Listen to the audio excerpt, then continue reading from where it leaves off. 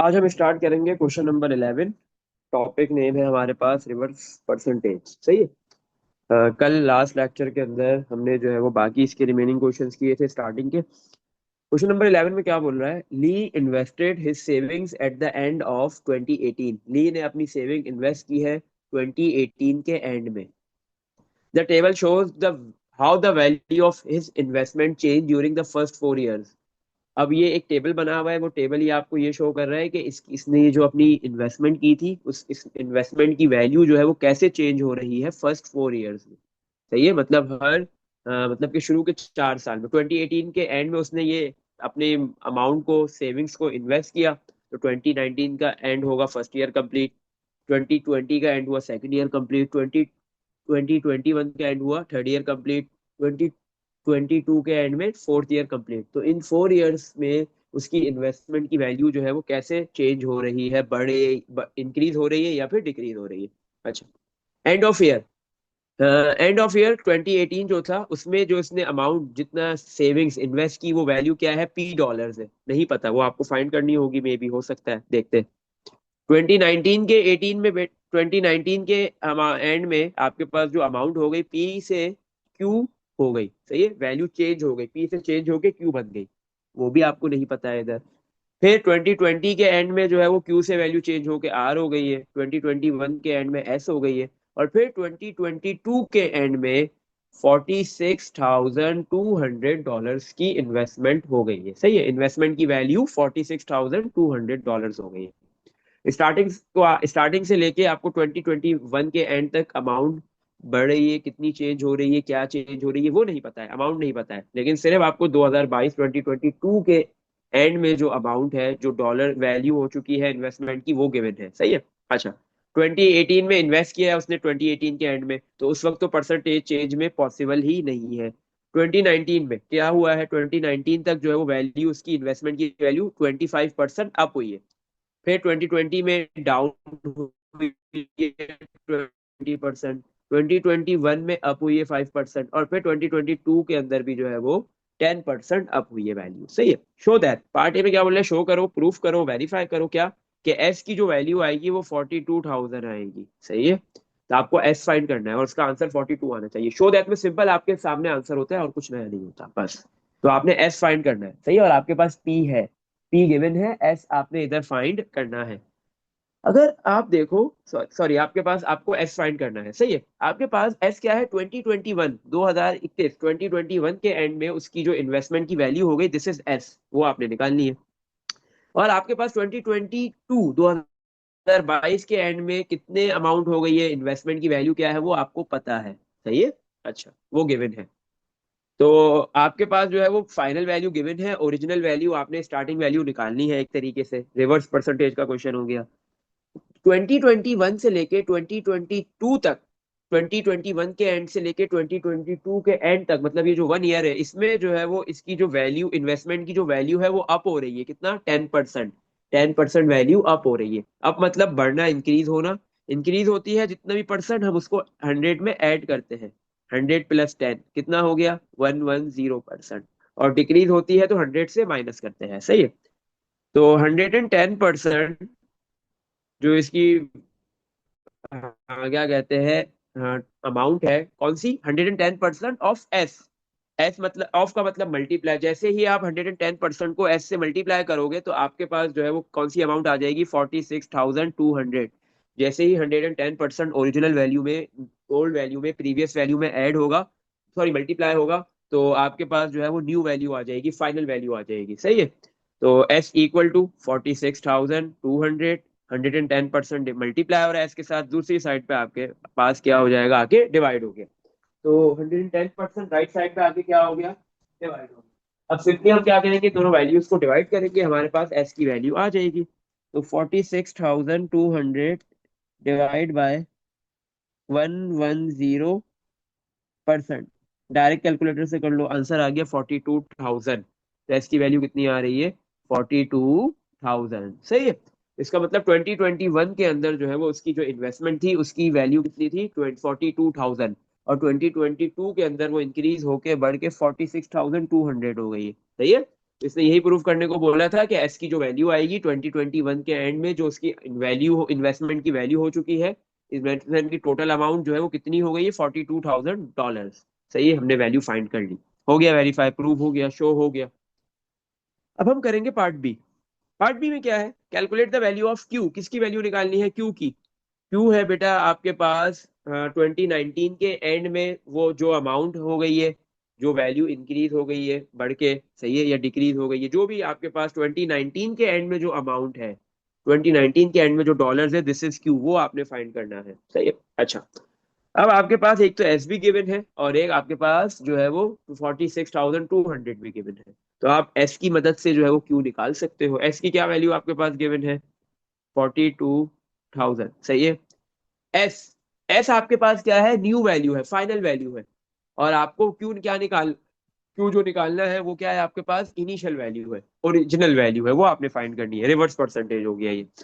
आपके पास जो S given है बेटा, एस जो है वो गिवन है, एस से क्यू तक पहुंचने के लिए आपके पास दो मर्तबा, पहले एस से आर आएगा, सही है, और फिर आर से क्यू आएगा। तो आपके पास दो मर्तबा, मतलब repeated change in percentage, percentage change तो हो रही है लेकिन रिपीट हो रही है, दो मर्तबा हो रही है। सही है।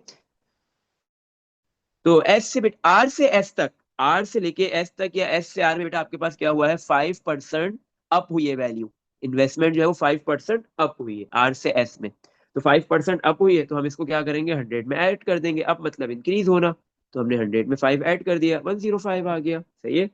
और इसको परसेंटेज आ रहा है ना, 105%, परसेंटेज से हटाने के लिए डिवाइड बाय 100 भी कर दो, तो आंसर आ गया 1.05। सही है, ऐसे लिखो, 100% प्लस 5% इक्वल टू 105% हो गया ये। अब इसको परसेंटेज से हटाने के लिए आपने 100 से डिवाइड कर दिया, तो आंसर आ गया आपके पास इसका 1.05। सही। चलो, इसी तरह आपके पास जो है वो आर, आपको वैल्यू फाइंड नहीं करनी, आपको कौन सी फाइंड करनी है, क्यू। तो क्यू से जो आर वैल्यू बढ़ी है या कम हुई है, मतलब क्यू से जो आर वैल्यू, क्यू से वैल्यू आर हो गई, मतलब क्यू से चेंज होते हुए आर हो रही है, तो उसके लिए वैल्यू डाउन हो रही है, कितना, 20%। सही है, 20% डाउन है, डाउन मतलब डिक्रीज, इंक्रीज नहीं है, डिक्रीज हो रहा है। तो इसको 100% में हम क्या करेंगे, माइनस कर देंगे 20%। तो 100% माइनस 20% 80% हो गया। परसेंटेज से हटाने के लिए डिवाइड बाय 100 कर देंगे, तो 80 डिवाइड बाय 100 आपके पास क्या हो गया, 0.8। सही है। तो आपके पास यहाँ पे रिपीटेड चेंज आ रहा है, एक से ज्यादा मरतबा चेंज हो रहा है, दो मरतबा चेंज हुआ है। एक मरतबा इंक्रीज हुई है 1.05 जिसकी वैल्यू आई थी, और एक मरतबा डिक्रीज हुआ है 0.8। तो इन दोनों को हम मल्टीप्लाई करेंगे तो हमें पता चल जाएगा कि टोटल कितना परसेंट चेंज आ रहा है, या तो वो इंक्रीज में आएगा या फिर डिक्रीज में आएगा। अगर वन से बड़ा आता है तो इंक्रीज हुआ है, मतलब इन 2 ईयर्स में। और अगर जो है वो वन से छोटा आता है, इसका मतलब डिक्रीज हुआ है इन 2 ईयर्स में। 1.05 मल्टीप्लाई 0.8 कर दिया, तो 0.84 हो गया। सही है। 0.84 वन से छोटा आ रहा है, इसका मतलब इन 2 ईयर्स में वैल्यू डिक्रीज हुई है। सही है, डिक्रीज हुई है। अच्छा, तो अब हम क्या करेंगे, 0.84, ये परसेंट में नहीं है क्योंकि हम परसेंट से ऑलरेडी हटा चुके। 0.84 को जैसे ही मैं क्यू से मल्टीप्लाई करूंगा, तो मेरे पास न्यू वैल्यू आ जाएगी 2 साल के बाद। कौन सी वैल्यू आ जाएगी, न्यू वैल्यू एस। सही है ना, एस आ गई। तो मुझे क्यू फाइंड करना है, क्यू इधर मल्टीप्लाई हो रहा है, एस गिवन है 42,000, ये हमने फाइंड कर लिया। एस डिवाइड में क्या आ जाएगा, 0.84। 0.84 क्यू के साथ मल्टीप्लाई हो रहा था, तो दूसरी साइड पे आगे क्या हो गया, डिवाइड। तो हम अब यहाँ पे क्या कर लेंगे, 42,000 को डिवाइड कर देंगे 0.84 से। तो 42,000 डिवाइड बाय 0.84, तो आंसर आ गया आपके पास 50,000। सही है। तो क्यू की क्या वैल्यू आ गई, 50,000। सही। अच्छा, find the value of Q, calculate the value of Q. Q की वैल्यू हमने निकाल ली पार्ट बी में, 50,000। तो मतलब फर्स्ट ईयर के एंड में, 2019 के एंड में कितनी अमाउंट है, कितने डॉलर्स है, 50,000 डॉलर है। सही। अच्छा, part C, find the value of P. P की वैल्यू निकालनी है, the amount that Lee originally invested at the end of 2018। P वो वैल्यू है जो ली ने स्टार्टिंग में ओरिजिनली इन्वेस्ट की थी 2018 के एंड में। सही है। अब 2019 का जो क्यू वैल्यू है वो आपके पास है। अब इजीली आप 2018 की पी वाली वैल्यू फाइंड कर सकते हो। अब देखो आपके पास जो है वो ओरिजिनल वैल्यू है, पार्ट सी के अंदर क्यू ओरिजिनल वैल्यू है आपके पास 50,000। आपको पी फाइंड करना है, पी आपके, सॉरी, आपके पास फाइनल वैल्यू है, क्यू फाइनल वैल्यू है और ओरिजिनल नहीं है, क्यू फाइनल वैल्यू है 50,000, वो गिवन है आपके पास, सही है। आपको पी फाइंड करना है, पी आपको ओरिजिनल वैल्यू फाइंड करनी है, रिवर्स परसेंटेज है। अब आपको ये पता करना है 2018 के एंड से लेके 2019 के एंड तक आपके पास जो अमाउंट है वो इंक्रीज हुई है, इन्वेस्टमेंट इंक्रीज हो रही है, डिक्रीज हो रही है, अप हो रहा है, कितना, ये अप लिखा हुआ है 25%, अप का मतलब इंक्रीज, 25% इंक्रीज हो रहा है। तो इंक्रीज हो रहा है तो हम इसको सिंपली ऐड करेंगे 100 में, 100 + 25, तो 125% हो गया। तो अब जैसे ही 125% को आप पी से मल्टीप्लाई करोगे तो आपके पास जो है वो न्यू वैल्यू आ जाएगी, सही है। जो ओरिजिनल वैल्यू है पी है, उसको आप जैसे ही 125 से मल्टीप्लाई करोगे तो न्यू वैल्यू क्यू आ गई। और ये क्यू जो वैल्यू है, जो अमाउंट है इन्वेस्टमेंट की, ये 2019 के एंड में है, सही है। तो क्यू की वैल्यू गिवन है आपके पास, मतलब आपने फाइंड कर ली है 50,000। 125% मल्टीप्लाई हो रहा है पी के साथ, दूसरी साइड पे आके डिवाइड हो गया, तो आपके पास ओरिजिनल अमाउंट पी निकल जाएगा जो ली ने 2018 के एंड में इन्वेस्ट किया है। 50,000 डिवाइड बाय 125% कर दो, 40,000, सही है। तो क्या अमाउंट आ गई आपके पास, 40,000। इसका मतलब है कि ली ने जो है वो इन्वेस्टमेंट कितनी की थी, $40,000 की, सही है। हाँ, 2018 के एंड में ली ने जो है वो $40,000 की इन्वेस्टमेंट की है अपनी सेविंग्स में से। और 2022 के एंड में, 4 साल गुजरने के बाद, उसकी अमाउंट जो है वो, उसकी इन्वेस्टमेंट बढ़ के कितनी हो गई है, 46,200। तो उसका मतलब है इसको लॉस नहीं हो रहा, प्रॉफिट हो रहा है, सही है। तो मतलब फर्स्ट ईयर में 2018 से लेकर 2019 तक उसकी अमाउंट जो है वो 25% अप हुई थी। 2019 से 2020 में अमाउंट 20% डिक्रीज हुई, डाउन हुई थी। फिर 5% अप हुई 21 के एंड तक, और फिर 2022 के एंड तक 10% अप हुई है। तो इस वजह से 40,000 ओरिजिनल उसने इन्वेस्ट किया था, सही है। और 4 साल के बाद उसको 46,200 रिटर्न हो गए, सही है, जिसमें से 40,000 तो उसकी ओरिजिनल इन्वेस्टमेंट है और $6,200 उसका टोटल प्रॉफिट है इन 4 ईयर्स।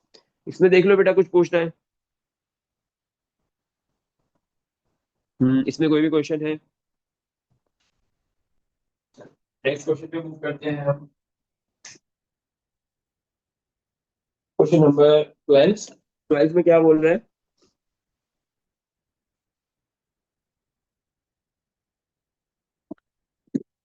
ये क्वेश्चन नंबर 12 में क्या बोला जा रहा है यहाँ पे?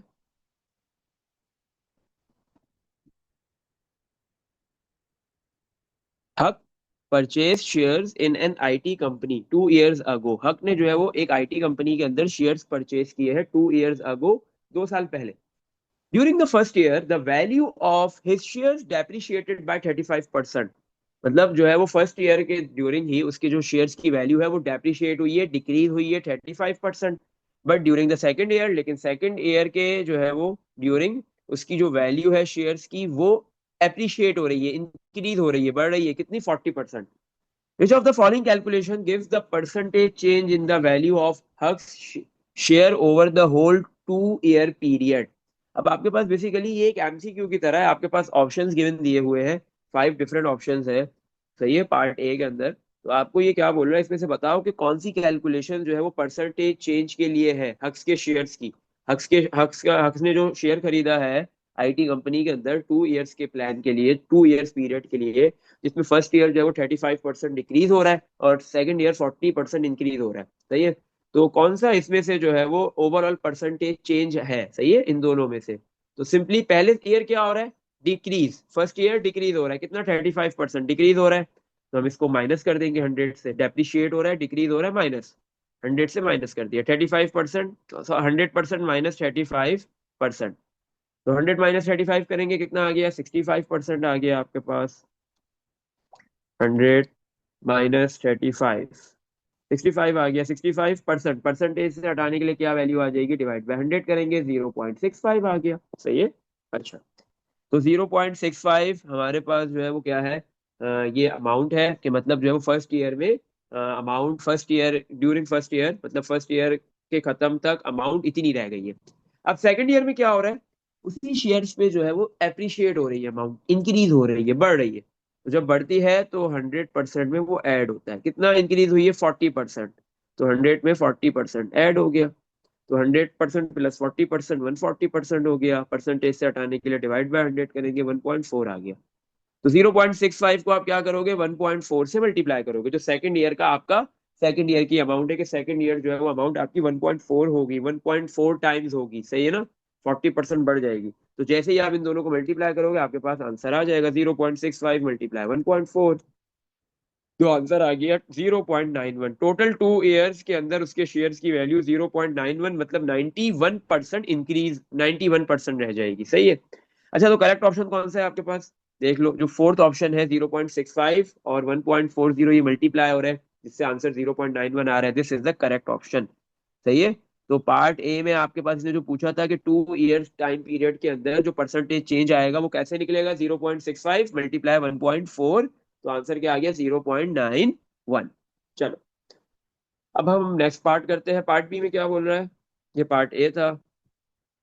Eight the end of 2 year period, 2 years मतलब 2 साल के 2 ईयर पीरियड एंड हो गया, 2 ईयर पीरियड एंड हो रहा है। हक शेयर हैड अ वैल्यू, और इसके शेयर्स की वैल्यू कितनी हो गई है, 18,200, $18,200 है उसके शेयर की value. Calculate the amount by which the value of his share depreciated over the 2 year period.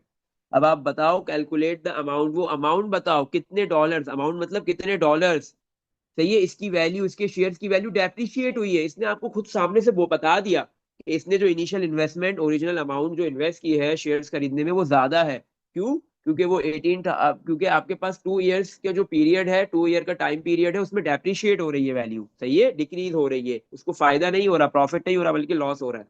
अच्छा, तो आपके पास जो है वो अभी इसके पास आफ्टर 2 ईयर्स, 2 ईयर्स इन्वेस्ट करने के बाद शेयर्स की जो प्राइस रह गई है, शेयर की जो क्वांटिटी रह गई है, मतलब कितनी अमाउंट है, वो है $18,200, सही है। अब आपको सबसे पहले ये पता करना है, जब इसने 2 साल पहले ये शेयर्स इन्वेस्ट किए थे, मतलब अब कितने डॉलर्स इन्वेस्ट किए थे आईटी कंपनी के शेयर्स खरीदने में, तो आपको ओरिजिनल अमाउंट सबसे पहले निकालनी पड़ेगी, और आपके पास फाइनल अमाउंट गिवन है, सही है। और आपको ये पता है कि टोटल 2 ईयर्स पीरियड में कितना चेंज आ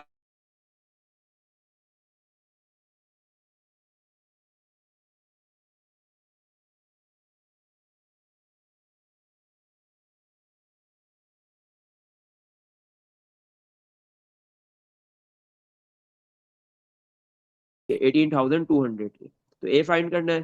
तो 18,200 किससे डिवाइड होगा, 0.91 से, क्योंकि 0.91 ए के साथ मल्टीप्लाई हो रहा है, इधर आके डिवाइड हो गया।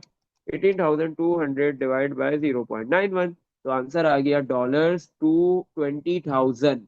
तो इसका मतलब है कि जो हक ने उस आईटी कंपनी के जो शेयर्स खरीदे हैं वो $20,000 की अमाउंट से खरीदे थे, सही है। $20,000 उसने शेयर्स खरीद के इन्वेस्टमेंट अपनी किए थे, सही है। $20,000 के उसने शेयर्स खरीदे थे, और 2 साल के बाद उन शेयर्स की प्राइस कितनी रह गई, $18,200। तो इसको लॉस कितना हुआ है, इसकी जो अमाउंट है वो डेप्रिशिएट कितनी हुई है। तो सिंपली हम यहाँ पे क्या कर देंगे, ये जो $20,000 वाली अमाउंट आ रही है, इसको हम क्या कर देंगे, $20,000 इसने टोटल इन्वेस्ट किए हैं, सही है। और 2 साल के बाद इसके शेयर्स की कॉस्ट रह गई $18,200। तो इन दोनों को माइनस करेंगे, क्या करेंगे, माइनस। तो 20,000 माइनस 18,200 कर दो। तो $1,800 का क्या हो रहा है, लॉस हो रहा है। $1,800 का इसको लॉस हुआ है, इसकी अमाउंट डेप्रिशिएट हुई है, सही है। पार्ट बी में क्या बोल रहा था, कि आपके पास 2 ईयर, जैसे ही 2 ईयर्स का पीरियड जैसे ही एंड हो रहा है, तो हक के शेयर की जो वैल्यू है 2 ईयर्स के बाद वो इतनी है। अब आप अमाउंट निकालो कि कितनी जो है वो, इसके शेयर जो है वो कितनी डॉलर्स, मतलब कितना अमाउंट डेप्रिशिएट हुए हैं 2 ईयर्स के पीरियड में। $1,800 डेप्रिशिएट हुए हैं, $1,800 का इसको नुकसान तो हुआ है, जीरो सही है। पॉइंट था सर। 91। बेटा ये 0.91 आपने पार्ट ए में निकाला तो है। पार्ट ए में आपने ये पता कर लिया कि अगर एक साल में इसको नुकसान, मतलब डिक्रीज हो रही है, अमाउंट लॉस हो रहा है, और दूसरी साइड में दूसरे साल के अंदर इसकी अमाउंट इंक्रीज हो रही है, सही है। तो आपने क्या किया, फर्स्ट ईयर के अंदर कितना डिक्रीज हुआ था, 35% का डेप्रिशिएट हुआ था, डिक्रीज हुई थी अमाउंट। तो मतलब 0.65 रह गई, क्योंकि जब भी डिक्रीज होता है 100 से माइनस करते हैं। और फिर सेकंड ईयर के अंदर आपके पास क्या हो रहा है, इंक्रीज हो रही है अमाउंट, कितनी हुई है इंक्रीज, 40%। तो इंक्रीज को 100 में ऐड करते हैं। तो एक साल डिक्रीज हो गई तो 0.65 आ गया, दूसरे साल इंक्रीज हो गई तो 1.4। जैसे ही आपने इन दोनों को मल्टीप्लाई किया 0.91 आ गया। इसका मतलब 2 इयर्स पीरियड के अंदर जो है वो इसकी अमाउंट 0.91 रह गई है। सही है, 2 इयर्स पीरियड के बाद, 2 साल गुजरने के बाद टोटल जितनी भी अमाउंट थी वो 0.91 रह गई। सही है।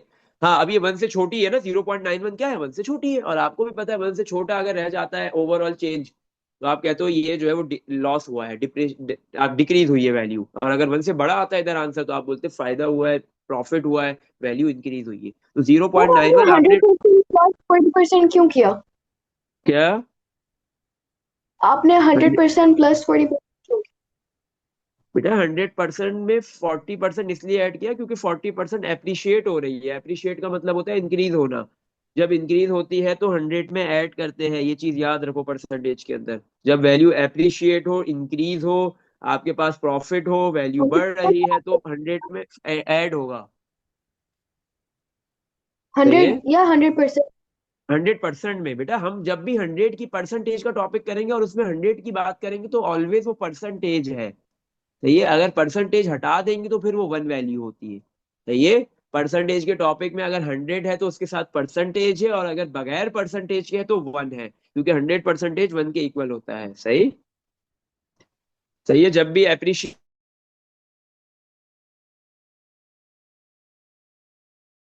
और अगर डेप्रिशिएट हो, रिड्यूस हो, डिक्रीज हो, डिस्काउंट हो, क्योंकि डिस्काउंट में भी कमी करना पड़ता है, तो ये सारी की सारी 100 से सब्ट्रैक्ट होंगी। सही है। इसमें देख लो, कुछ पूछना है?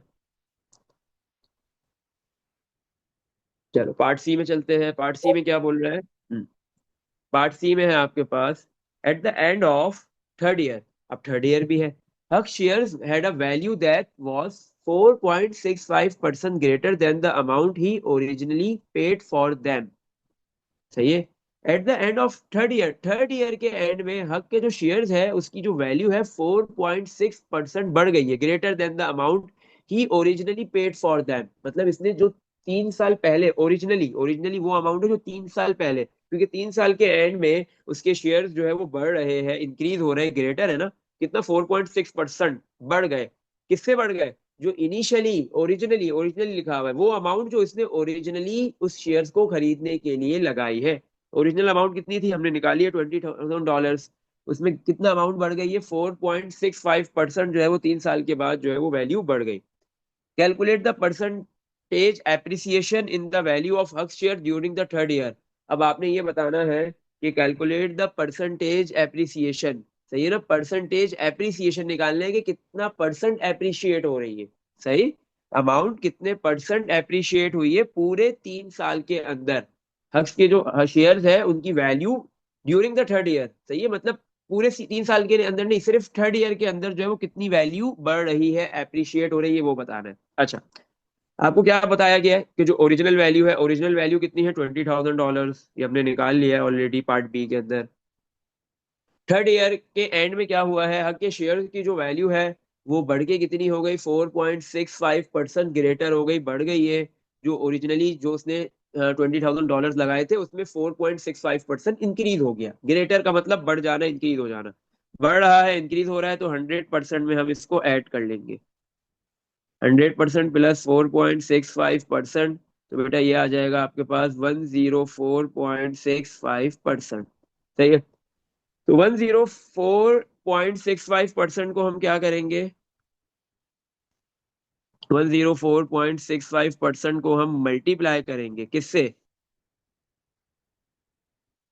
20,000 से। सही है, 20,000 क्या है, ओरिजिनल अमाउंट है जो 3 साल पहले हक ने जो है वो इन्वेस्ट की थी इस आईटी कंपनी के शेयर्स को खरीदने में। जैसे ही हम इसको 104.65% से मल्टीप्लाई करेंगे तो हमारे पास क्या हो जाएगा बेटा, ये पता चल जाएगा कि 3 साल के बाद उसकी जो $20,000 की इन्वेस्टमेंट है वो बढ़ के कितनी हो गई है। सही है। अच्छा, तो हमने क्या किया, 104.65% मल्टीप्लाई 20,000, तो ये अमाउंट आ गई आपके पास 2930 डॉलर। सही है, तो ये अमाउंट कितनी हो गई है 3 साल के बाद बढ़ के 2930 डॉलर। मतलब थर्ड ईयर के एंड में इसके टोटल कितने डॉलर्स हो गए, 20,000 शुरू में इन्वेस्ट किए थे, सेकेंड ईयर के एंड में कितने थे, 18,200 सही है ना। सेकेंड ईयर के एंड में 18,200 है, 18,200 जो पार्ट बी में गिवन है।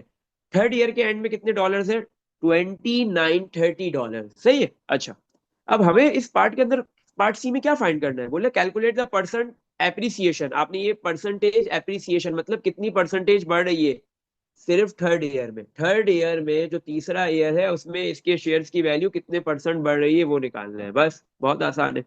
अच्छा, तो आप कैसे निकालोगे, आपको पता है कि सेकंड ईयर के एंड में कितने डॉलर्स थे इसकी पास, मतलब इसके जो शेयर्स की वैल्यू कितने डॉलर्स में थी, 18,200। थर्ड ईयर में उसके शेयर की वैल्यू कितनी हो गई है, इंक्रीज होके बढ़ के 2,930। तो आप सिंपल इन दोनों को क्या करोगे, -2,930 माइनस करोगे, तो आपको पता चल जाएगा कि पूरे ईयर में कितने डॉलर्स इंक्रीज हो रहे हैं। और फिर इसको डिवाइड करोगे, क्योंकि परसेंटेज निकालना है। परसेंटेज में क्या होता है, आप एक फ्रैक्शन बनाते हो, न्यूमरेटर में क्या आता है, कितना परसेंटेज में चेंज आ रहा है, वैल्यू में कितना चेंज आ रहा है, सही है। आपका वैल्यू में कितना चेंज आ रहा है न्यूमरेटर में वो आता है। तो आपने थर्ड ईयर के एंड में जो अमाउंट है उसको माइनस कर दिया सेकंड ईयर के एंड में जो अमाउंट है। तो आपको ये पता चल गया कि थर्ड ईयर के ड्यूरिंग टोटल 2,730 बढ़े हैं।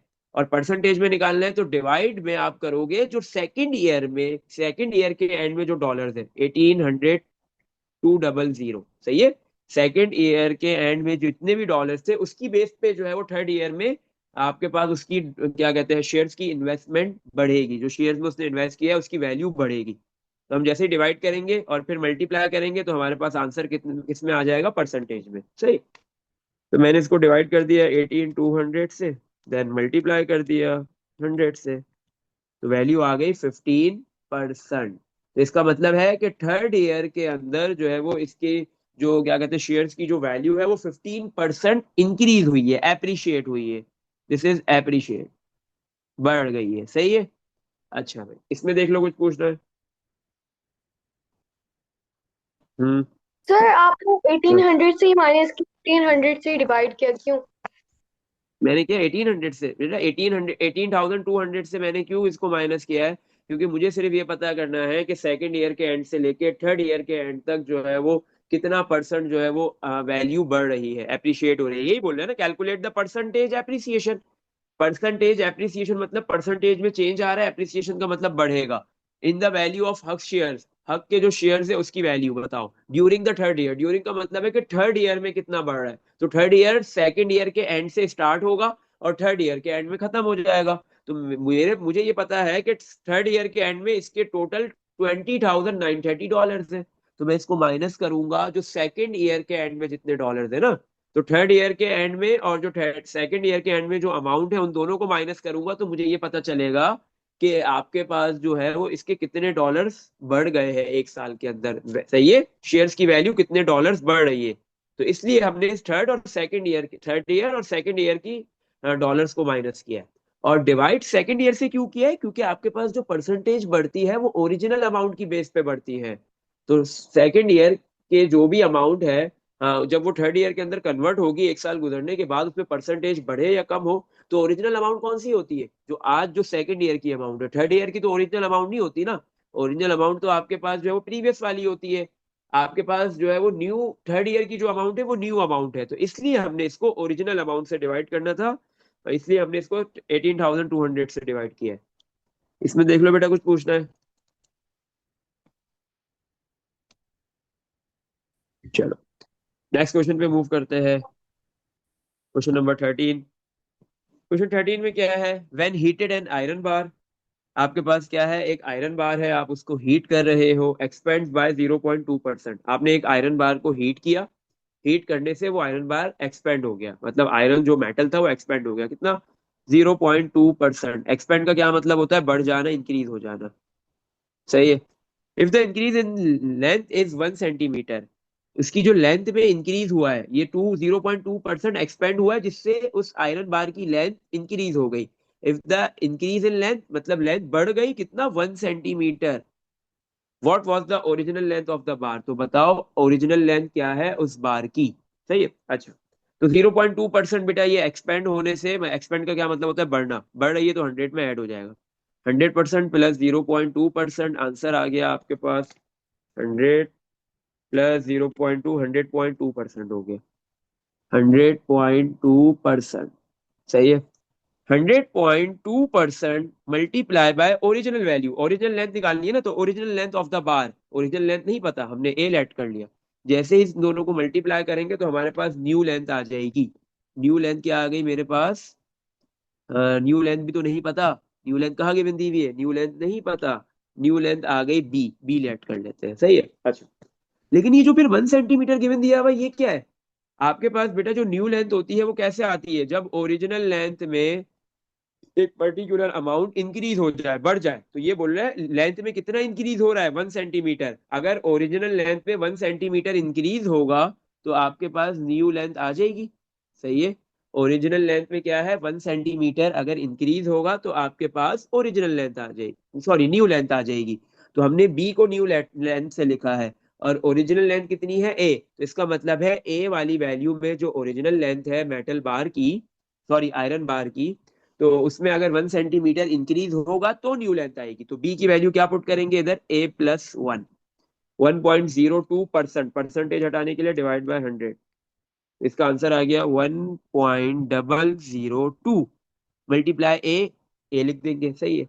अब ए वाली टर्म दोनों साइड पे है, जो 1 ए प्लस का राइट पे है उसको लेफ्ट पे ले आओ, माइनस का हो जाएगा, 1.002 a copy, minus 1 A equal to 1। सही है।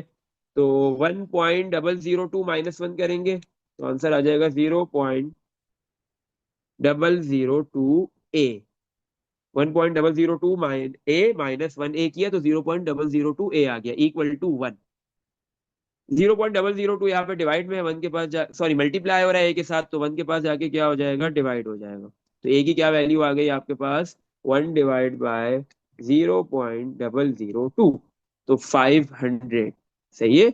500 सेंटीमीटर, क्योंकि आपके पास जो है वो लेंथ जो इंक्रीज हो रही है वो भी सेंटीमीटर में है, तो इसका मतलब ओरिजिनल लेंथ भी सेंटीमीटर में होगी और फाइनल लेंथ भी किस में होगी, सेंटीमीटर में। तो आपके पास जो ये आयरन बार है इसकी ओरिजिनल लेंथ कितनी है, 500 सेंटीमीटर। सही है। तो इस क्वेश्चन में सिर्फ इतना सा फर्क था कि आपको final value, new value given नहीं थी, ओरिजिनल लेंथ फाइंड करनी थी। ये बता दिया कि परसेंटेज कितना बढ़ रही है, एक्सपेंड का मतलब इंक्रीज होना, बढ़ना। सही है। 0.2% इंक्रीज हो रहा है, लेकिन आपके पास यहाँ पे फाइनल लेंथ नहीं गिवन दी हुई थी, उसकी जगह ये बताया हुआ है कि इंक्रीज कितना हो रहा है। सही है। अमाउंट में इंक्रीज का परसेंटेज भी बता दिया और इंक्रीज का अमाउंट भी बता दी थी। तो आपको ये पता होना चाहिए कि जैसे ही ओरिजिनल लेंथ में जो इंक्रीज की अमाउंट को ऐड करोगे तो न्यू वैल्यू आती है, न्यू लेंथ आ जाती है। सही है। तो इस आयरन बार की ओरिजिनल लेंथ कितनी है, 500 सेंटीमीटर। इसमें देख लो बेटा, कुछ पूछना है? सर क्या चल। बोलते हैं हाँ। आपने 100.2% को मल्टीप्लाई बाय ए सब एक बार किया ना, तो आपके पास दो ए क्यों आ रही? बेटा एक ए जो राइट साइड पे a+1 है, जो बी की वैल्यू पुट की है, a+1 है ना राइट साइड पे, तो आपके पास एक टर्म ए की लेफ्ट पे है और एक राइट पे है, तो दोनों ए की टर्म को मैंने एक साइड पे कर लिया। तो राइट पे जो 1 ए प्लस का है, लेफ्ट पे आके माइनस ए हो गया। सही है। तो 1.002 ए -1 ए किया तो आंसर आ गया 0.002 ए। सही। आपको पता है ना अलजेब्रा के अंदर क्या होता है कि कॉमन जो टर्म्स होती है, लाइक टर्म्स जो होती, सॉरी लाइक टर्म्स जो होती है वो ऐड और सब्ट्रैक्ट हो जाती है, मतलब ए वाली टर्म ए वाली में ऐड और सब्ट्रैक्ट होगी, बी वाली बी में, एक्स वाली एक्स में। सही है। तो वही किया है हमने, 1.002 ए माइनस किया है 1 ए से, और ये जो दूसरा ए है वो राइट से लेफ्ट की तरफ आया है। सही है। राइट पे प्लस का था, लेफ्ट पे आके माइनस का हो गया। इसमें देख लो बेटा, कुछ पूछना है? चलो। क्वेश्चन नंबर 14, अ साड़ी एक इज सोल्ड फॉर $60। एक साड़ी है वो कितने में बेची जा रही है, $60 में। तो ये एट अ प्रॉफिट, उस पर प्रॉफिट हुआ है कितना, प्रॉफिट हुआ है कितना, प्रॉफिट हुआ है 20% का। सही है। ऑन द कॉस्ट प्राइस, कौन सी प्राइस पे, कॉस्ट प्राइस पे। सही है। अच्छा, आप याद रखो बेटा, आपके पास ये जो क्या कहते हैं सेलिंग प्राइस और कॉस्ट प्राइस की जो भी वैल्यूज होती है ना, जो भी वर्ड प्रॉब्लम है जिसमें कॉस्ट प्राइस और सेलिंग प्राइस होती है, तो याद रखो कॉस्ट प्राइस ओरिजिनल प्राइस होती है। सही है। ओल्ड वैल्यू होती है, प्रीवियस वैल्यू होती है, और जो सेलिंग प्राइस होती है वो न्यू वैल्यू होती है, वो फाइनल वैल्यू होती है। सही है। अच्छा, अब प्रॉफिट हो या लॉस हो इससे फर्क नहीं पड़ता है। हाँ, अगर प्रॉफिट होगा, प्रॉफिट मतलब इंक्रीज होना, और अगर लॉस होगा मतलब डिक्रीज होना। सही है। अच्छा, $60 की एक साड़ी सेल की गई है, प्रॉफिट हुआ है 20% का। कौन सी प्राइस पे, कॉस्ट प्राइस पे। What was the cost price, तो उस साड़ी की कॉस्ट प्राइस कितनी है वो बतानी, प्रॉफिट हो रहा है तो प्रॉफिट है, इंक्रीज हो रही है अमाउंट, तो 100% में 20% ऐड हो गया।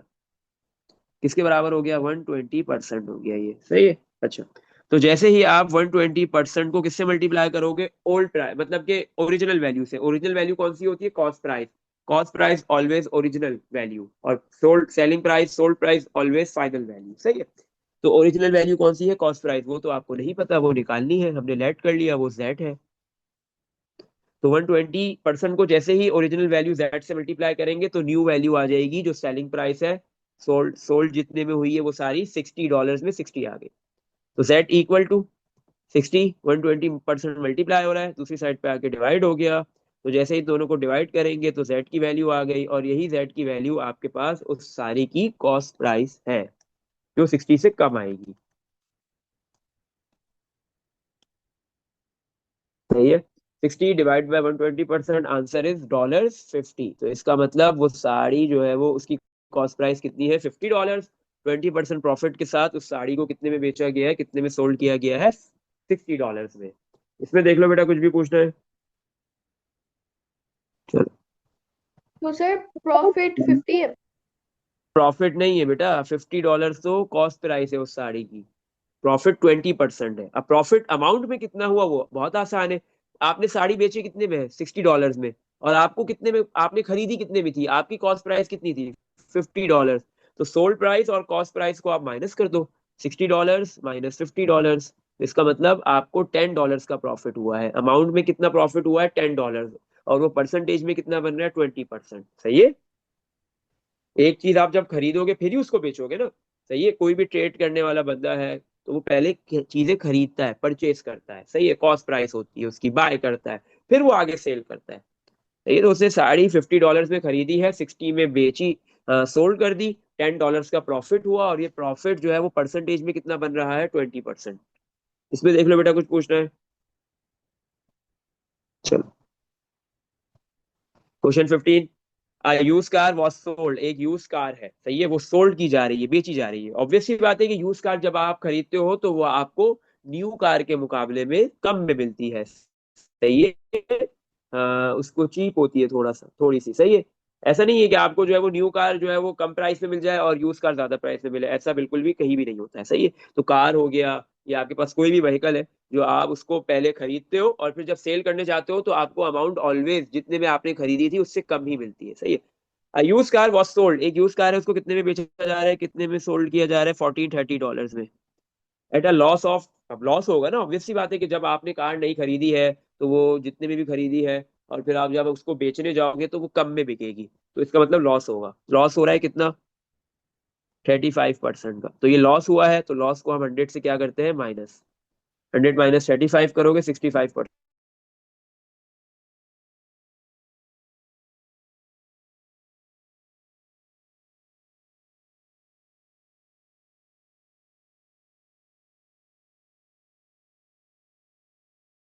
प्राइस निकालनी, कोई मसला नहीं है।